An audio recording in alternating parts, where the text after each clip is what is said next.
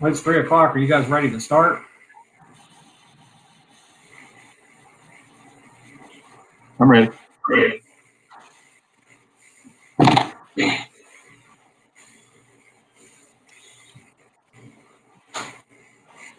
So Tony's going to be our moderator. Apparently, yes. Welcome to the relocation, property management, surplus property, excess property, whatever you want to call it, roundtable discussion. We're going to need some audience participation to make this thing go well. Otherwise, it's going to be looking at us for the next hour or 50 minutes. So we've had a few questions that were submitted ahead of time, and we'll get started with some of those. If you have questions, go ahead and put them in the question and answers tab at the top or the chat. Either one, the question and answer would be better, but if you put them in the chat, we'll still get those. I'll try to watch those as everybody else is going through their presentations on the questions that we have. So, Amy, if you want to get us started, go ahead with your first slide.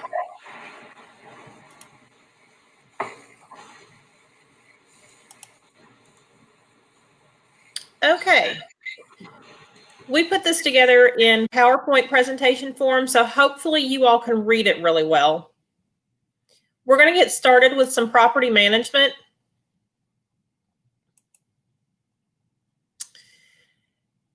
And there were some questions submitted for property management. Any helpful hints or best practices for attempting to assist with security of acquired buildings? If anyone has any suggestions, we would be welcome to hear them. Tony suggested putting up some signs, no trespassing, etc. Maybe have local law enforcement drive by. Other than that, I'm not sure what else we could do. Does anybody else have any suggestions? Please stop touching that. I just watched all those. Put them all back the way I had them.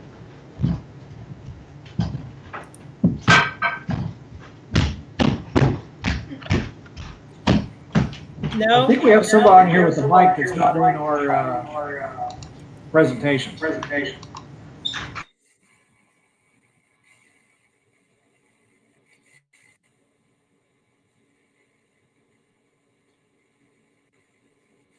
Okay, well, I guess we'll go on to the next slide. Can you hear me, Amy? I can hear you now. What did you say?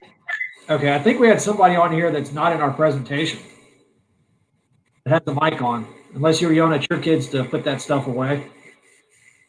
No, my kids are at school. Yeah. Okay. What? If you go back to the previous, or I'll get it. Our previous slide.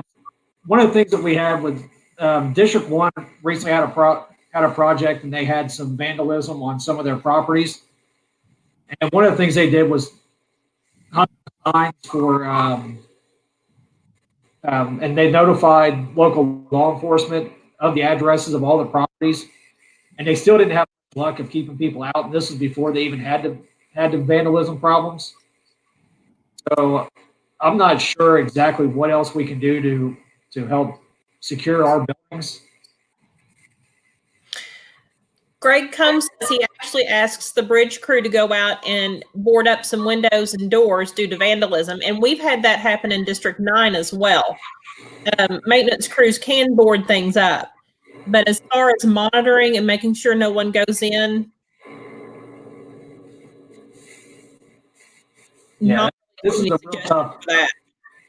Yeah, that's a real tough thing to do. I mean, unfortunately, we do have people, as soon as they find out that we own it, they think it's public property and go in and help themselves. Like I said, try to lock all the doors, get the keys, and lock them up the best we can. And if people see you in there daily, maybe they'll stay out, or semi-daily. But that's the best advice I have on that one. I know, Chuck, sorry, I don't have any better recommendations for locking things up. I think sometimes the signs actually invite people to break in.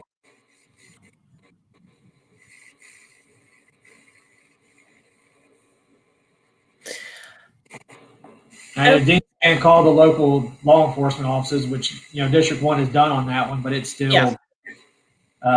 I know we had a project back several years ago in Marion County where we had the law enforcement watching. We had some stuff broken into, and they actually caught some people breaking in, stealing used carpet out of a double wide. And they caught them in the act of stealing it with it on their car, and they had to pay us.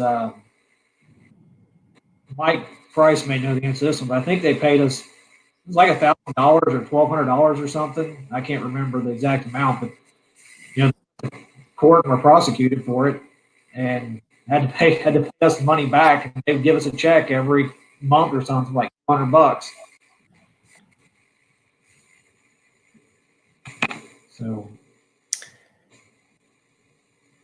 Okay, on this slide, I did send out a survey back earlier this summer to survey all the districts to see how they listed their salvage values on their 201s, how they came up with their salvage values. And I do appreciate all the responses that I got. Most districts do put just a lump sum salvage value on their improvements, unless, of course, there is an unusual situation where there's a really elaborate garage in addition to the house and things of that nature. Did we really have any questions as far as establishing salvage values?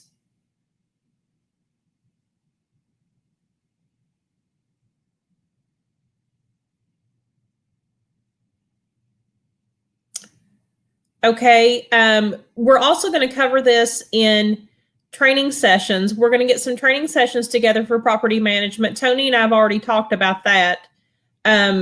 There again, we'll need your participation in those. It'll be set up similar to this, but we'd kind of like to establish a consistency throughout the districts. And we're going to cover that in a couple more slides for improvement photos and things of that nature. And in the future, we're going to go into these in a lot more detail with just property management agents and teams. We'll set up a meeting with everybody and do some training in teams. I know everybody's a little slow right now, so I think this is a great time to get those trainings started.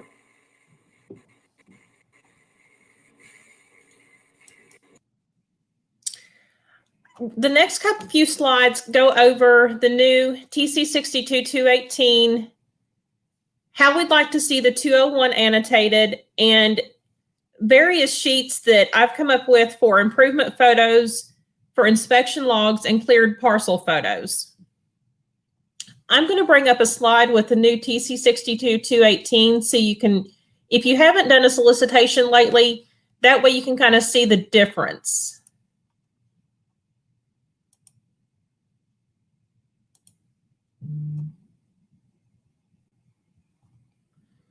Okay, I don't know if you can see this or not. If it's a little blurry, I encourage you to go out to the forms website to look at it.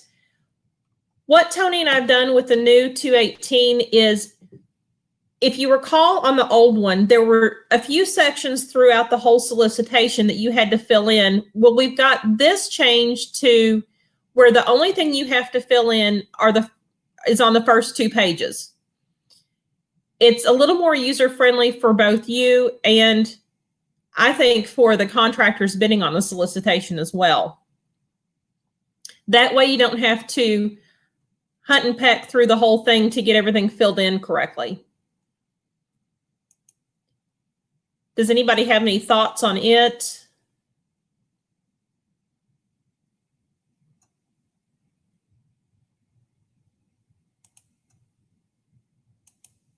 Okay. I'll go back to the other slide. And feel free to stop me anytime. Okay, the next is the annotated 201. Over here in the ACM abatement area, we'd like to see when you request inspection, when the inspection's made, when the abatement's requested, when the abatement's made. We'd like to see those dates. Some districts do it and some districts don't. This is just going to go toward making sure everybody is consistent on what they put on all their forms. I think it just over time, some districts have gotten away from doing it, and we'd like to make sure that that's brought back. Any questions on this one?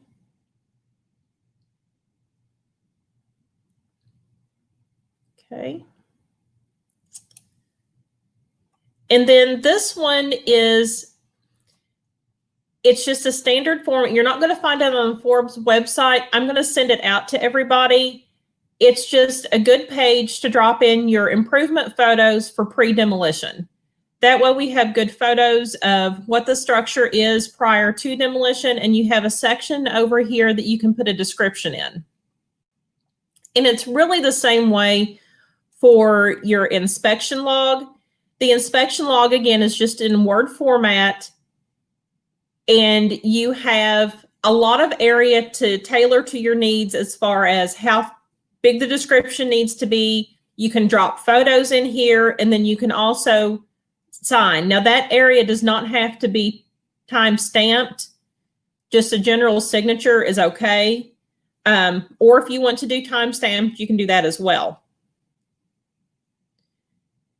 And then to wrap it up, we have a page where you can drop in your after photos to show that everything has been removed to grade level, it's been strawed and seeded, and you can also make notations over here. It just gives us a little more consistency again for what, especially what we look for when you send all your packets in.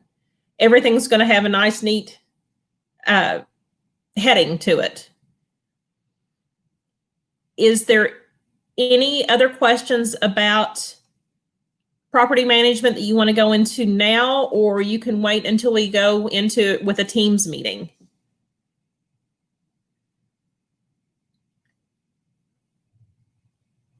Suggestions? You know, we'll go into these more detailed on a Teams meeting. Okay. If you have any questions, we did have a question, a question back, or an answer back in the chat earlier for securing our purchase buildings. I'm trying to scroll back up and find it. From Randall Hunter asking, does video help? I don't think any district has the availability or the means to put up cameras around buildings. I would also think that would be cost prohibitive. Yeah, I don't see us purchasing trail cams or anything like that. Mm-mm.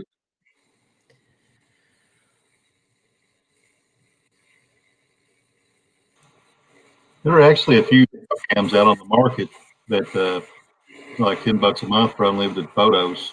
I know the transportation cabinet spends a lot more than that on auxiliary stuff, but if we did have something that we really need to keep an eye on, that would be something you could possibly look at.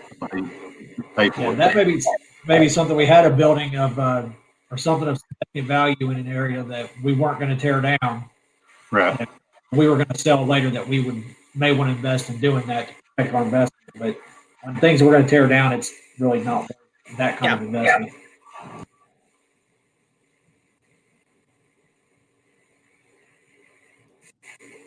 Okay.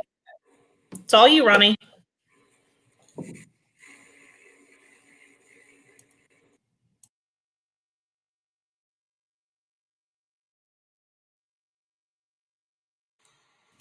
Now I'm unmuted. Now you can hear me. There you go. On the surplus property, I think one of the questions we had was who makes a determination on if an MAR can be utilized to determine the value of a property. Typically, that's something we let the district decide, and if the agent isn't comfortable making that decision themselves, they could probably work with the supervisor and or an appraiser in the district to determine if that could work. Typically, if it's going to have anything that is considered, you know,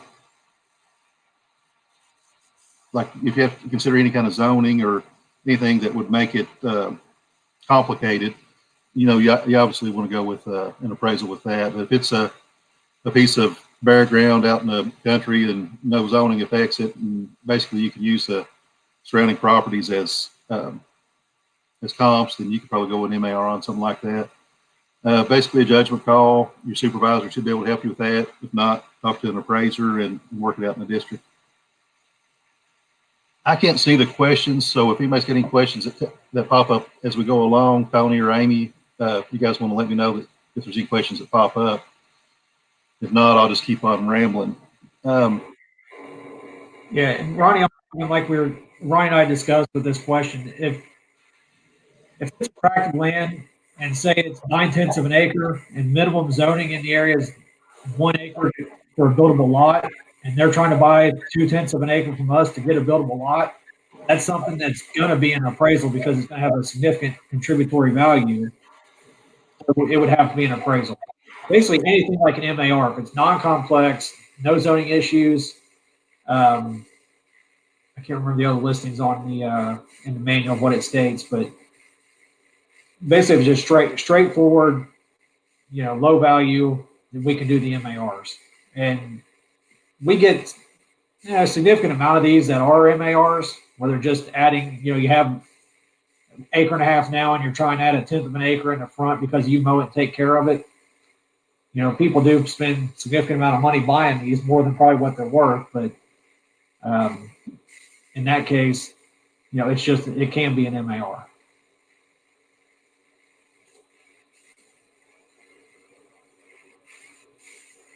And just as a follow-up to that question, who makes the call? And that is the agent's call or supervisor. If you're not comfortable, you know, you can run it through by the supervisor or contact Ronnie or myself. That's fine.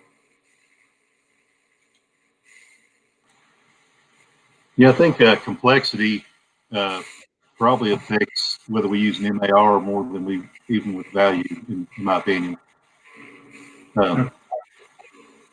Ronnie, and the question and answer on KYTC convey a portion of excess property, such as a sliver of a 15-acre we own. They did say, I believe Finance Cabinet discourages this practice to minimize profit or maximize profit. You want to go into that one? Let me find that question because I couldn't really hear you, Tony. Okay. Sorry about that. I've got it here. This is from Rob Davis. Yeah. Yeah, no, the only, and I don't foresee us splitting up properties into tracts if we had a 15-acre tract and doing that. If you had a parcel that would obviously bring more money, and we had the staff and the surveyors and everything that we would need to split one up, that might be a possibility. But our current state, we wouldn't be selling off slivers of property because you get people cherry picking, wanting to buy the best part and leave the scraps behind, and we obviously wouldn't want to do that.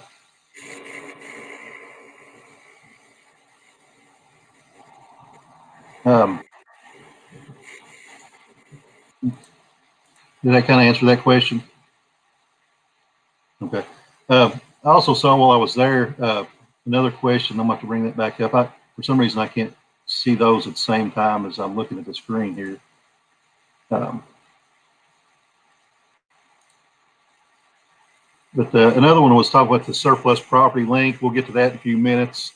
Currently, we don't have anybody entering excess tracts into that to post on that link.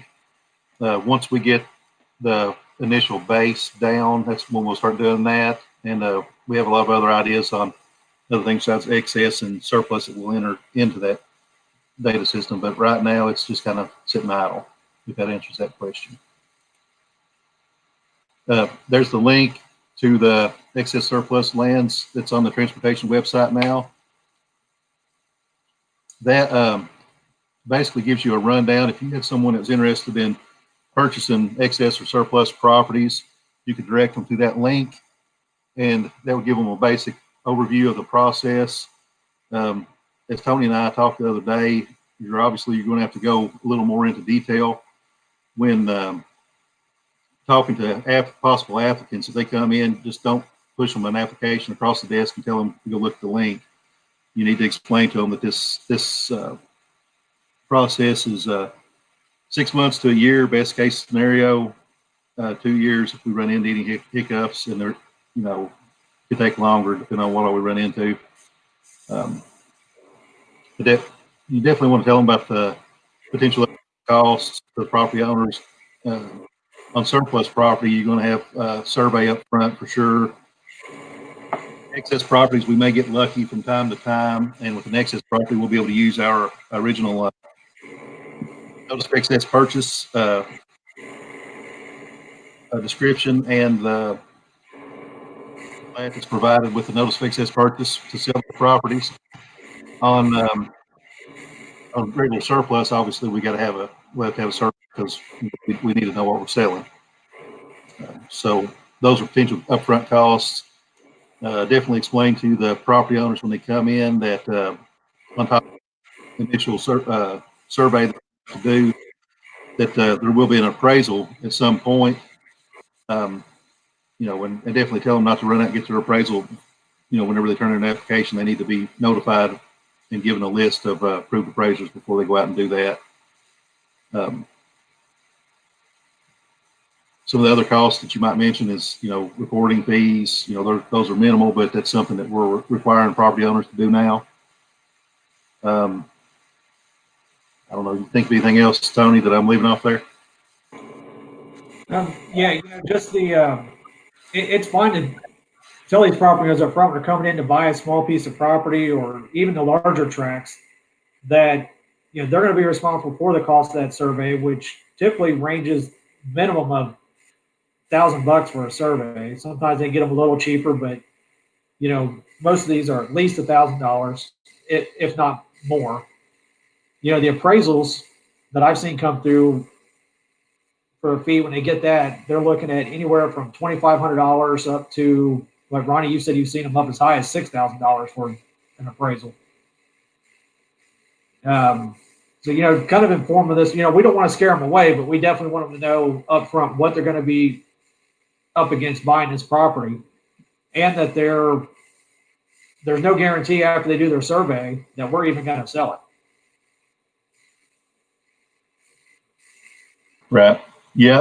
I know the appraisal section, which you talked about, Tony, that I did that was around $6,000 was they were wanting to buy a piece of, basically it's just a piece of land out at the corner of a field by the access control fence. But other than that field connected to a pay lake, which connected to a restaurant and a general store. So they want it had to be commercial because, you know, that corner of the field was going to be used basically for their sign to advertise all their other property and stuff. So at that point, it became commercial, and instead of appraising the little corner of the field, they were appraising all the buildings, the pay lake, the restaurant, all that stuff. So that became a $6,000 appraisal pretty quick. You know, that's not typical, but it's a, you know, it's worst case scenario. Do we have any other questions that have popped up that I might have missed? Got one here. Does KYTC conduct public sales such as auctions and sealed bids? I know this practice was fairly common in the past, but not heard of any lately. We do have a few things that are up and coming. I've just got an appraisal in on one in District 3, I think, and I've got one in District 5 that I'm getting ready to send over to the Finance Cabinet. They're actually, the Finance Cabinet had handled a public sale for us in District 4 last year sometime, done a pretty good job with it. So we're going to let them handle that on this end just for staffing reasons, and they already have a website and everything up to advertise that.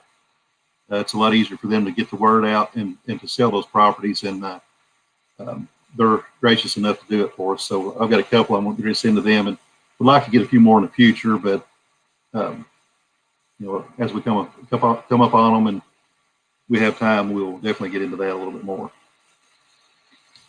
That's something that definitely, once we get the actual access website up that we've been talking about, is something that we really want to incorporate into that and push a little bit more. I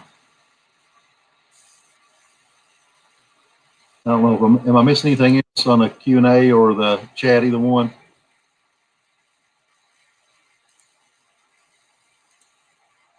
I'm having to pull this up back and forth.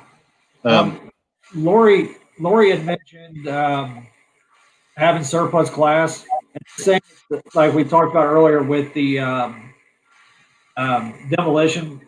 We can do some Teams meetings, hopefully in the near future, to go over some of the forms that Ronnie has listed on the slide that's showing, or that's on that forms library. We'll go over those. But yeah, we do plan on having some Teams meetings to do this in the near future. Yeah, I think that be beneficial. We have most of our agents that we have doing surplus property now have been doing it for a while, but it would be good to have a refresher, remind people about the new forms and how to use those new forms. And anybody else that would be interested in learning the process, that'd be good for them to join in on a Teams meeting as well. As a reminder, the forms can be found on the forms library for surplus access property. Here on the next few slides, we have some of those we'll go over. Just a reminder, if you submit something electronically, it's best case now is to submit everything electronically and follow it up with a hard copy to central office for a work file. The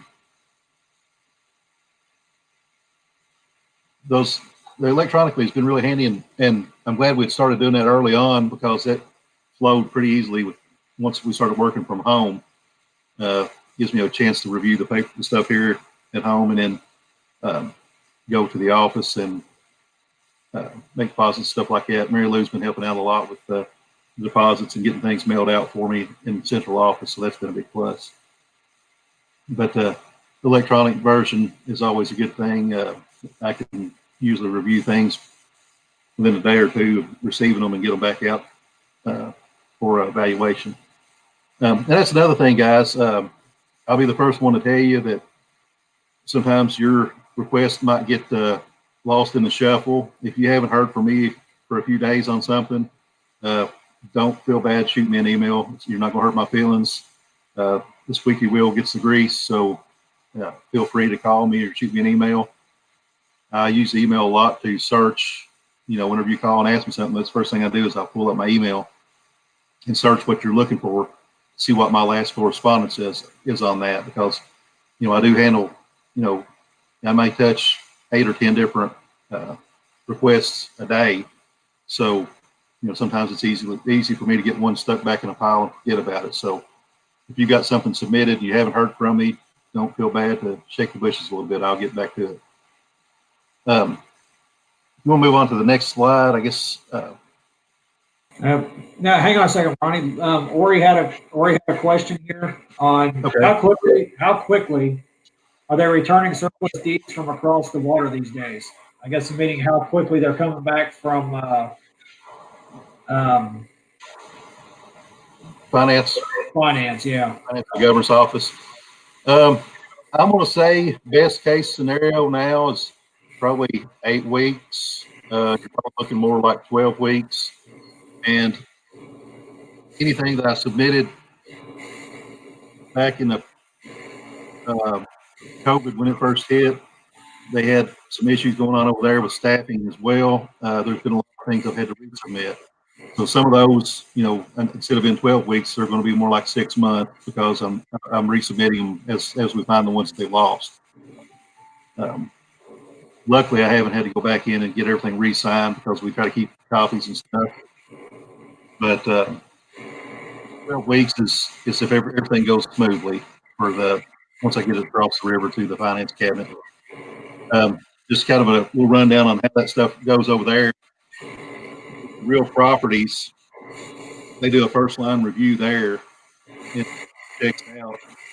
It goes from there to the director of real properties, and from the director to the legal in the finance cabinet. They look at it, and then they send it to the commissioner of the finance cabinet, he signs off on it, says, yeah, it looks good to me, and then sends it on to the Secretary of the Finance Cabinet, who will then sign the official order and the deed, and then it's sent back to Real Properties.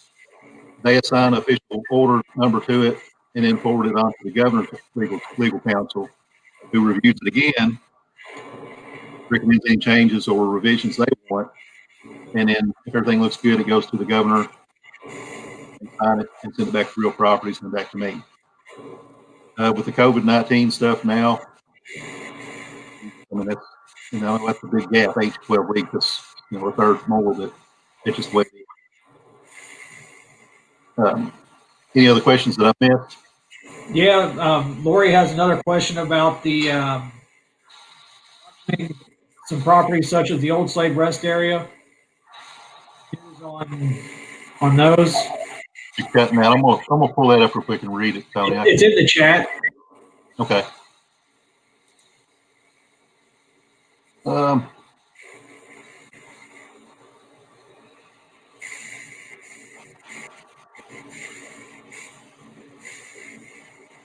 I missed,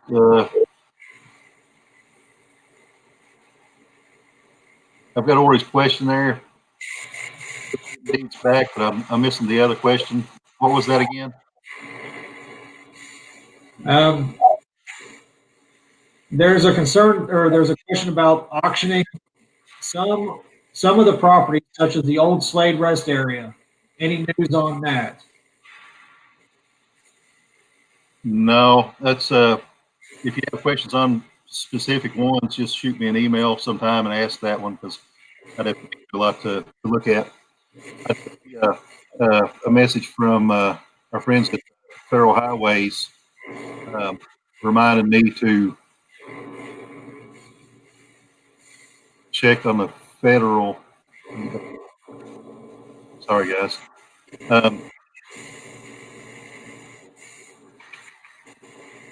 Check on the regulations on auctions on selling properties acquired with federal funds. I'll check on that, David. I haven't noticed anything that would be different from a regular sale. If you know of anything, point me in the right direction on that. I assume that once we sold those, as long as they brought the appraised value, that would be split the way we do the typical federal aid projects. We'll look those up and see what the federal split was, and then deposit the money accordingly on those. Now, Rob Davis has a couple questions in the Q&A. One is the 2-year waiver letter request by an applicant. I thought the CDE had to submit a written letter to the secretary for this waiver. Please clarify. Yeah, on the 2-year waiver stuff, typically those 2-year waivers are, the only time we've used those in the past is on an excess parcel that was bought in excess of the project. We've got 1 or 2 in that have requested a 2-year waiver on a piece of what I would call normal right of way that might be considered surplus on down the road. But during an active project, I don't know how we could do a waiver on a piece of property we just bought as needed right of way. That waiver would work on something bought in excess, but not on a typical one.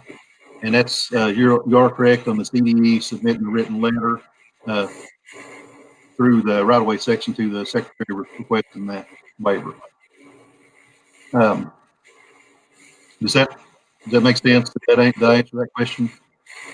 Yes, and if you have one of these, please notify Ronnie or myself as soon as possible if we're going to have a 2-year waiver, so we can get those memos and everything started, know how to handle this. If we're going to do the reviews first, you get the 2-year waiver with the reviews. We may be able to do some of this simultaneously, but let us know as soon as you know this is coming up. It'd be very helpful. There's another question.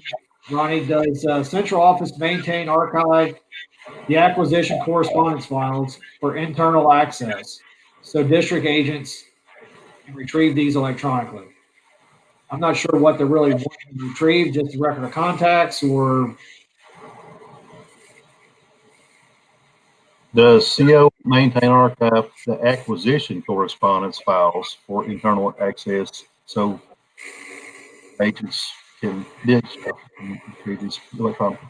I think what he's asking there is if we maintain the acquisition of excess parcels like the notice of excess purchase. We do maintain a file.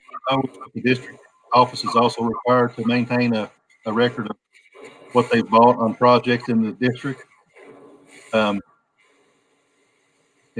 I would recommend keeping one electronically and a hard copy of those in the district for purposes, Yes, but currently we have no way to share like our end drive with the districts. So even if they are scanned in central office, the districts can't access that. The only way would be to have a folder in project wise, and we're not going to put every project in project wise at this time. That's and that's part of what we're working on with that initiative that the website is going to be basically a huge log of excess properties as we get them too. One of the things that I think with the crowd system, I think is also going to be a way to inventory and maintain those parcels that will be easily accessible from central office or from the district. Those are both, like I said, those are future projects coming. I know we've been trying to do this stuff for 2 decades, but I think we're finally getting close to making it happen, hopefully. Any other questions on that before we move on to the next slide? Because basically all I'm going to do now is talk about forms a little bit. This form here that we've got showing is I think this is, it's so small on my screen I can't see it, but I think this is the application to purchase state right-of-way. Is that what that is? I don't know how to blow that up.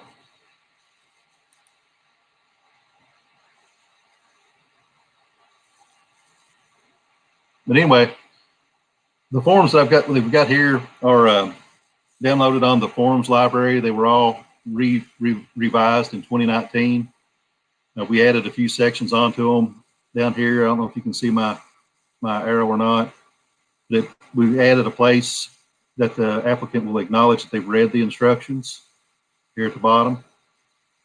And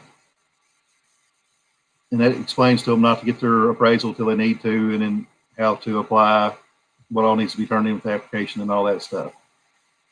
The next slide here, this looks like one of the district review sheets.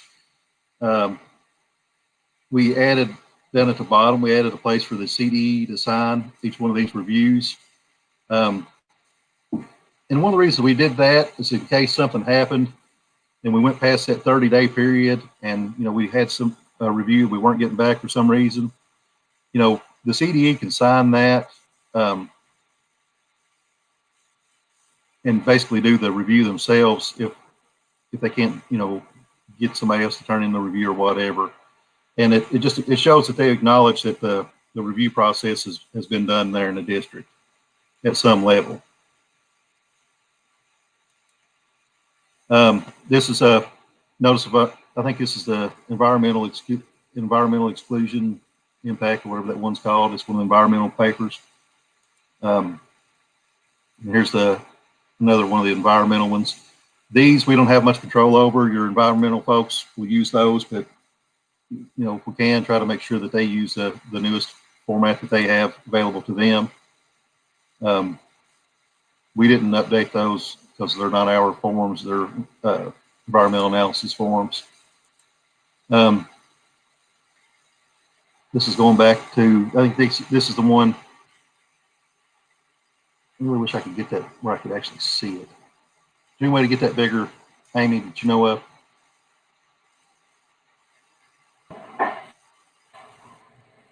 Top right. No.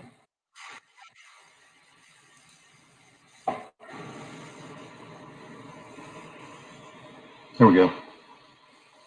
Well, it got bigger for a minute and then it went away. That's a little bit better because it's going to show up. Right. Well, it got bigger there for a moment where I could actually see it. But this one here, some of the things we added was the applicant deed book and page number, KYTC deed book page number, some of those things, whether it's going to have a survivorship deed, whether it's going to be a corporation or an LLC. You know, we added some of that information early on in the application that wasn't on the old ones. So we want to make sure we're using the application for those added effects. And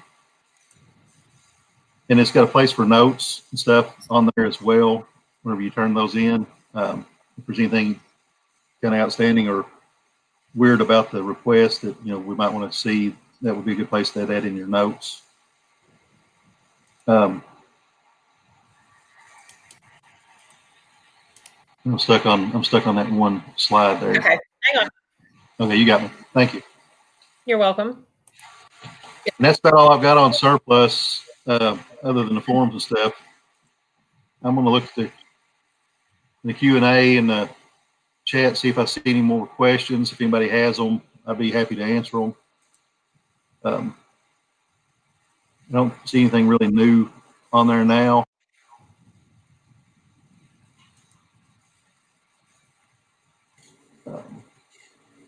I think that's it for now, Ronnie. If they give us any more, we'll back up and circle back to them. That's fine. That sounds good to me, because we've got about 10 minutes left, so we'll get out of my stuff and move on. Right. Next, relocation. Again, first thing, agents would like to see more training related to relocation to form completion and why information is on the forms. With that, we'll be doing some teams meetings. And we'll invite people, you know, agents, or even if you're new to relocation or don't have any experience, I think we can get up to 35 or 50 people, I can't remember, on a teams meeting. So there'll be plenty of space to have some agents on there to go over some of the forms and just common mistakes that are made on them, and why information is on them. You know, there was some when I was redoing the forms back 2 years ago. It's like, why is this on here?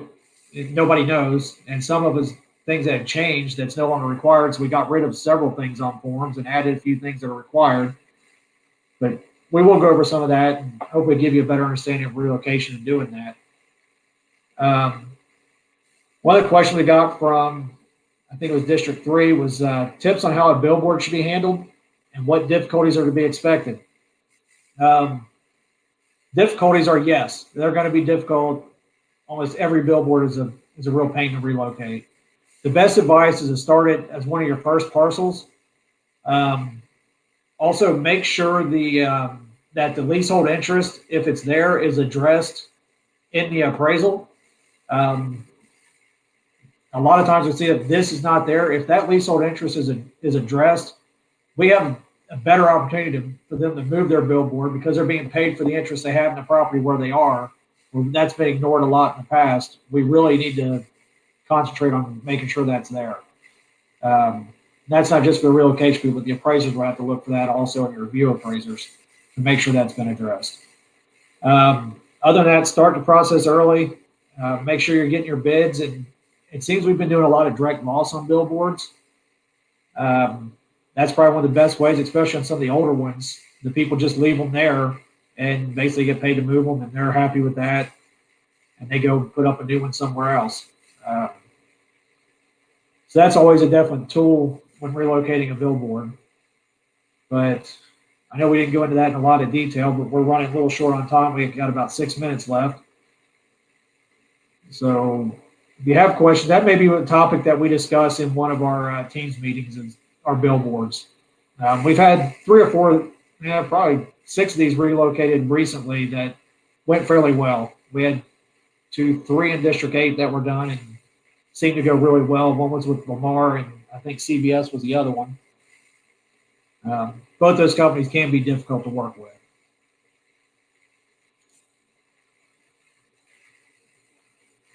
One thing we also see a lot of questions, like when should the TC 206 be approved, the move estimate form, or completed? These should be completed as soon as you get your certified inventory done, as early in the relocation process as possible. When you know they're going to move or are starting to move, get these estimates done, get them approved by the the agent, the supervisor, project manager, and central office if required. But as early as possible, just make sure these are done before you give a move authorization. All right, Allie, I think you had the next ones with the 210s and the benefit summaries. Yes. I think some were asking on how a 210 should be completed and filled out. If you can get all the checks on one page, that would be great. Just make sure you put the check number and the check date and the amount on there. And then there are the two boxes. Make sure you check the boxes in the middle of the page if they have moved all their belongings or if they have retained the new residents. The main thing is try to get it all on one page. We don't need one for each check unless you think that you may not be able to get a hold of them again for some reason. That's pretty much all I had on that one, I think. Record of contacts, I've noticed them pretty consistent. Just try to keep those neat and clean.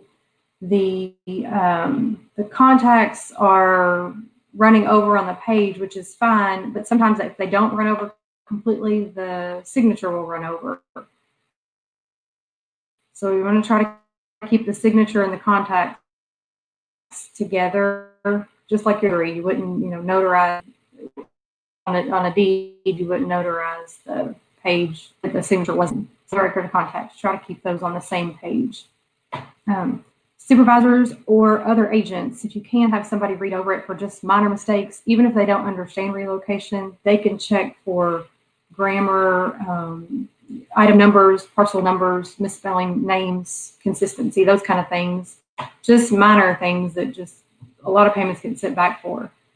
Even if they don't understand relocation, your supervisors and coworkers can check for those things.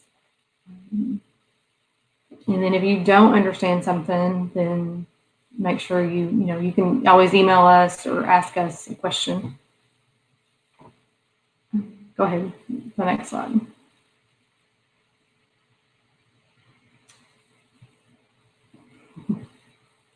This is the 210. I can't see it very well either. But of course, residential relocation, you would click, put an X there, fill out what's appropriate. And then if they've moved, then you would click if they've certified that they've moved. You make sure you check that box there in the middle of the page. And then if they have property that they've moved, you check both boxes, the second box also. Or if it's non-residential, and they're just moving some belongings, just check that they've moved their belongings. That gets missed a lot. When we've been closing out files lately, we've noticed a lot of those are not checked off. So, it looks like we have about. I don't see any other questions coming up on question and answers. Like I said, we will be reaching out to do some Teams training, I think, in the near future on all aspects of property management, surplus, and some relocation. And we invite everybody to attend those and encourage everybody to attend. I think we have about 1 minute and it's going to kick us out. So if there are any more questions, I thank everybody for your questions today. We did get one question regarding relocated cemeteries, grave sites. Any next of kin ever contacted Kelsey after relocating the graves? Not that I'm aware of. Amy, has anybody ever requested after they've moved them, a next of kin come forward? We have had we had one with the Ashland Cemetery that was moved, and he requested to know where he hadn't come forward at the time that we had requested it, and he just wanted to know where his ancestor had been moved to, and with good records, you were able to tell him that. Other than that, that's really all that we've ever had. Other people have come forward and wanted to know a little bit more information about various cemeteries that we've moved. And there again, it goes back to record keeping. As long as we have good record keeping, we can give them some information. Now, if it's not next of kin, we would prefer that request for information come in writing. Looks like we're out of time. So, but thanks everybody for attending. We'll be in touch soon with training opportunities. Thank you. Thank you.